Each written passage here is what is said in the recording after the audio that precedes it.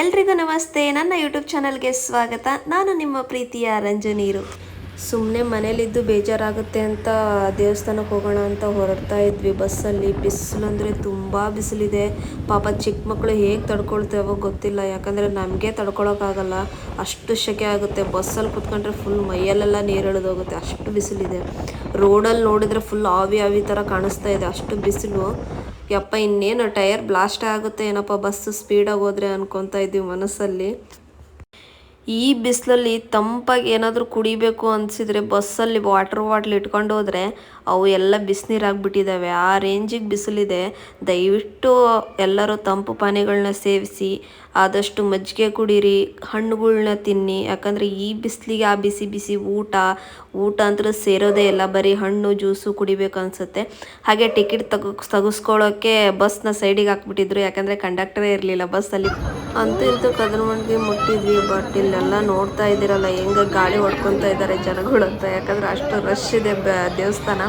ಮೊನ್ನೆ ಏನೋ ಜಾತ್ರೆ ನಡೆದಿತ್ತಂತೆ, ನಮಗೂ ಗೊತ್ತಿಲ್ಲ. ಹಂಗೇನಾದರೂ ಆಗಿದ್ರೆ ನೆಕ್ಸ್ಟ್ ಶನಿವಾರ ಹೋಗ್ತಿದ್ವೋ ಏನೋ, ನಮಗೂ ಗೊತ್ತಿಲ್ದಂಗೆ ಹೋಗ್ಬಿಟ್ವಿ. ತುಂಬ ಅಂದರೆ ತುಂಬ ರಶ್ ಇತ್ತು, ವಾಪಸ್ ಬರೋಕ್ಕಂತೂ ಆಗಲ್ವಲ್ಲ. ಹಾಗಾಗಿ ಇಲ್ಲಿ ಕೆಳಗಡೆ 2 ಹುಡುಗರು ಕಾಣಿಸ್ತಾ ಇದ್ದಾರಲ್ಲ, ಪಾಪ ಸಣ್ಣ ಹುಡುಗರು ಅಂದ್ಕೊಂಡು ಸುಮ್ಮನೆ ನುಗ್ತಾನೆ ಇದ್ದಾರೆ ಜನ ಒಳಗಡೆಯಿಂದ, ಬೇರೆ ಡೋರಿಂದ. ಸೊ ಆಮೇಲೆ ಪೊಲೀಸರು ಬಂದು ಪಾಪ ಹುಡ್ರನ್ನ ಸರಿಸಿ, ಅವ್ರು ಯಾರೋ ಒಳಗಡೆ ಹೋಗ್ತಾಯಿದ್ರು, ಅವ್ರನ್ನ ಹೊರಗಡೆ ಕಳಿಸಿದ್ರು.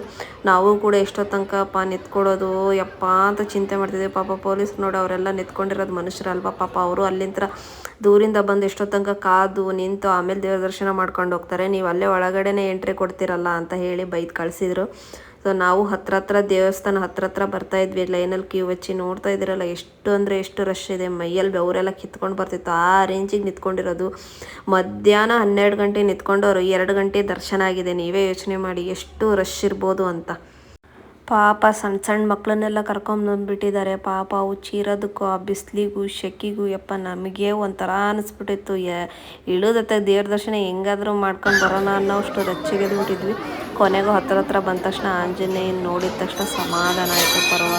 ಪರವಾಗಿಲ್ಲಪ್ಪ, ಅಷ್ಟೋ ತನಕ ನಿಂತು ದೇವ್ರ ದರ್ಶನ ಆಯಿತು ಅಂತ ಖುಷಿ ಪಟ್ವಿ.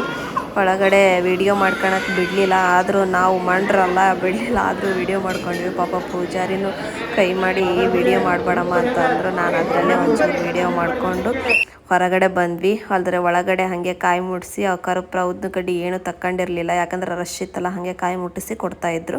ಸೊ ಹಾಗೆ ನಾವು ಹೊರಗಡೆ ಬಂದು ಅದನ್ನೆಲ್ಲ ದ್ವೀಪ ಮತ್ತು ಕರ್ಪೂರ ಉದ್ದಿನ ಕಡ್ಡಿ ಎಲ್ಲ ಹೊರಗಡೆನೇ ಇಟ್ಟು ಬೆಳಗಿದ್ವಿ. ಹೊರಗಡೆ ಗೋಪುರದ ಹತ್ರ ಬಂದು ಅಲ್ಲೇ ಎಲ್ಲರೂ ಜನ ಹಾಕ್ತಾಯಿದ್ರು. ನಾನು ಕೂಡ ಅಲ್ಲೇ ಕರ್ಪೂರ ಅದನ್ನೆಲ್ಲ ಹಾಕಿ ಉದ್ದಿನ ಕಡ್ಡಿ ಎಲ್ಲ ಬೆಳಗಿ ದೇವ್ರ ಹತ್ರ ಎಲ್ಲರಿಗೂ ಒಳ್ಳೇದು ಮಾಡಪ್ಪ ಅಂತ ಅಂದ್ಕೊಂಡು ದೇವ್ರ ದರ್ಶನ ಎಲ್ಲ ಮುಗಿಸ್ಕೊಂಡು ಹಾಗೆ ಪ್ರಸಾದ ಇತ್ತು, ಪ್ರಸಾದ ಕೂಡ ಊಟ ಮಾಡಿದ್ವಿ. ಅಲ್ಲಿ ವೀಡಿಯೋ ಮಾಡೋಕ್ಕಾಗಲಿಲ್ಲ, ಯಾಕಂದರೆ ತುಂಬ ರಶ್ ಇತ್ತು, ವೀಡಿಯೋ ಮಾಡ್ಕೊಳಕ್ಕೆಲ್ಲ ಬಿಡಲಿಲ್ಲ.